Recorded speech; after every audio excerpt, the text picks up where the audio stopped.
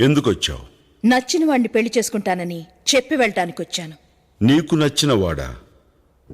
మా ఊళ్ళో, అది మా ఇంట్లో? ఎవరు? నువ్వే.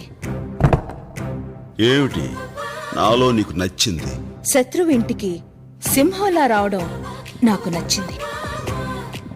మా అన్నల్ని ఎదిరించడంలో నీ మగతనం నచ్చింది. ఇంకా చిరుతపులి లాంటి నీ చూపు నచ్చింది. గ్రీకు శిల్పం లాంటి నీ ఫిగర్ నచ్చింది. నీ నడకలో నీ స్టైల్ నచ్చింది. అంతెందుకు, టోటల్ గా నీ బాడీలో ఉన్న అణువణువు నాకు నచ్చేశాయి.